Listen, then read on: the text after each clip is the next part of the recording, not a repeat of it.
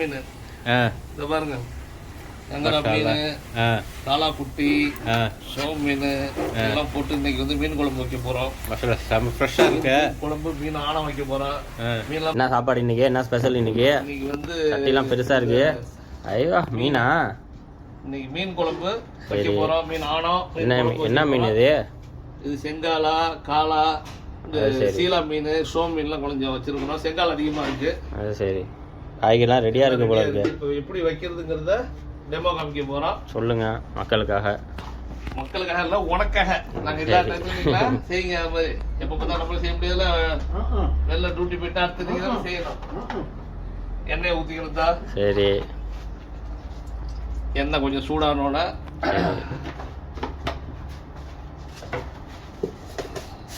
என்ன போடுறீங்க? வெந்தயமா? வெந்தயம் ஒரு ஸ்பூன் வெந்தயம். சரி. லைட்டா வாசத்துக்கு கொஞ்சோண்டு ஜீரகம்.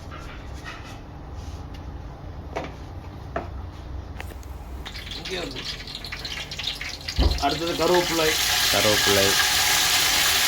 இறக்கிட்டு நெக்ஸ்ட் ஒன்னொன்னா ஸ்டார்ட் பண்ண வேண்டியதான். வெங்காயம் போடணும்.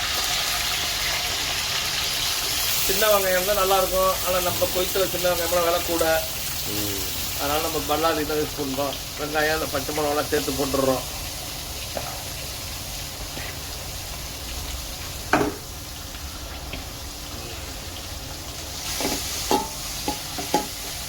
வெங்காயம் வதங்கிறதுக்கு கொஞ்சம் உப்பு கூட கொஞ்சம் சீக்கிரம் வதங்கும்.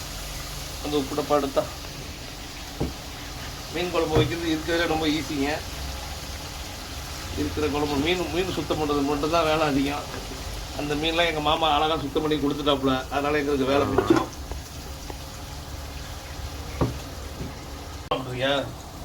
என்னத்தா வெங்காயம் நல்லா வதங்கிடுச்சு போல இருக்கே. ஆமாம், இந்த வெங்காயம் கொஞ்சம் வதக்கிட்டோம். இது என்னது ஜாரில் எதுவும் அரைச்சி வச்சிருக்கீங்க? அது வெங்காயம், தக்காளி, பச்சை மிளகா கொஞ்சம் விழுது மாதிரி கொஞ்சம் ஒரு ஓட்டி அரைச்சி வச்சிருப்போம். எதுக்குன்னா ஆனால் கொஞ்சம் குழம்பு கொஞ்சம் நிறையா கிடைக்கும், கொஞ்சம் டேஸ்ட்டாகவும் இருக்கும். இந்த இது மாதிரி அரைச்சினோம்னா கிரேவி மாதிரி நல்லா இருக்கும். சரிங்களா? இதையும் குட்டி நல்லா ஒரு இது வதங்கட்டும்.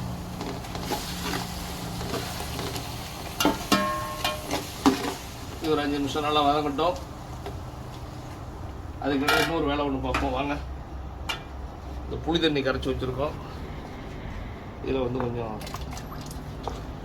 புளி தண்ணியில் தக்காளி போடுறீங்க? தக்காளி போடுறோம். தக்காளி போட்டு இதில் கரைக்கணும். ஆனால் தக்காளிலாம் இது கொஞ்சம் அழுத்தமாக இருக்கிறதுனால கொஞ்சம் எண்ணெயில் கொஞ்சம் வதக்கி விட்டுருவோம். ஒன்றும் பிரச்சனை இல்லை. சரியா?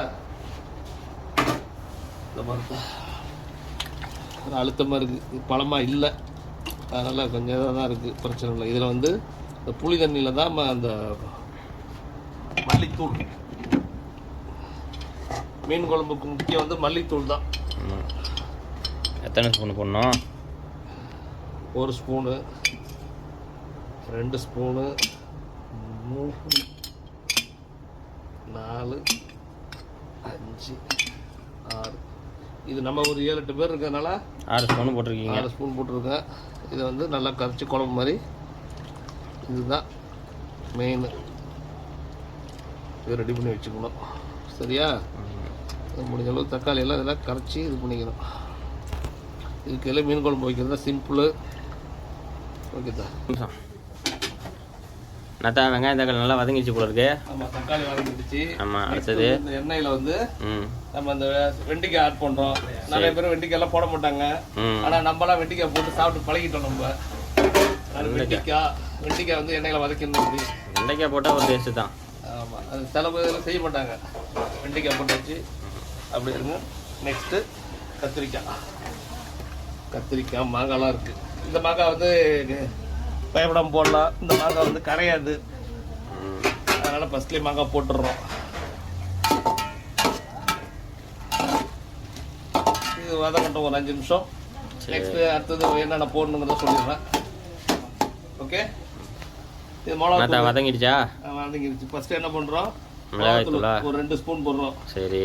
இது நல்லா காரமான மிளகாத்தூள், அதனால் அதிகம் போடல. ஒரு 2 ஸ்பூன் போட்டுருவோம். நெக்ஸ்ட்டு மஞ்சள் தூள் 1 இது ஒரு 2 ஸ்பூனு. மஞ்சள் தூள் 2. கொஞ்சம் குழம்பு நிறையா வைக்கிறதுனால நிறையா போட்டுக்கிறோம். இது மாதிரிலாம் ஜாஸ்தியெல்லாம் போடக்கூடாது. இதை போட்டு ஃபஸ்ட்டு லைட்டாக வதக்கணும் தம்பி.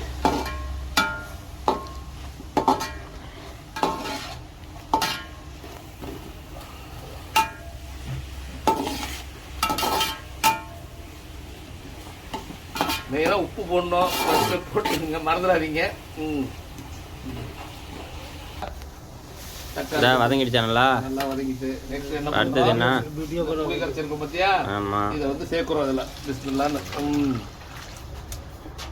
தண்ணி கொஞ்சம் ஊற்றிக்கலாம்.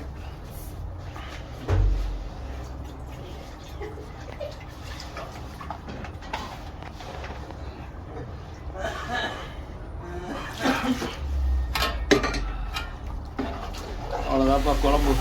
இந்த குழம்பு வந்து கரெக்டாக ஒரு 20 நிமிஷம், அந்த 15-20 நிமிஷம் கொதிக்கணும். இந்த மல்லித்தூள் வாசனை போகிற மட்டும் திக்காக இருக்குது. நம்ம தண்ணி கொஞ்சம் ஊற்றிக்கிறோம்ப்பா. தேவையான அளவுக்கு நம்ம குழம்புக்கு தகுந்த மாதிரி தண்ணி ஊற்றிக்கிறோம். சரியா? இது பார்த்தா தெரியும். நிறைய தண்ணி ஊற்றிடாதீங்க, ரசம் மாதிரி ஆகிடும். Right, okay. மீன் இறக்கிட வேண்டியது தான். இறக்குங்க. மீன் குழம்புக்கு மீன் இறக்கிட்டா முடிஞ்சு. மீன் ஒரு 5 நிமிஷம் மீன் அப்படியே கடந்து அந்த கொதியில் கடந்தால் போதும். ஜாஸ்தி போடக்கூடாது, உடஞ்சிடும்.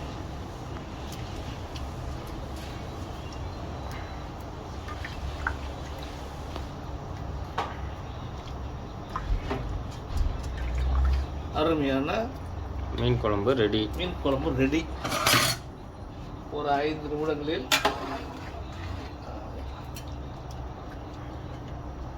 ஒரு 5 நிமிஷம் தான், ரொம்ப கொதிக்க கூட மீன் உடஞ்சிடும்.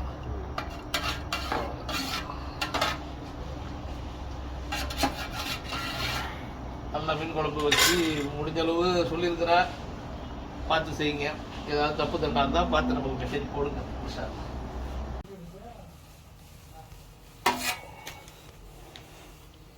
சூப்பராக குழம்பு ரெடி ஆகிடுச்சு பாருங்கள். ஏன்னா ஆயில் கம்மியாக ஊற்றி செய்கிறோம் நாங்கள்.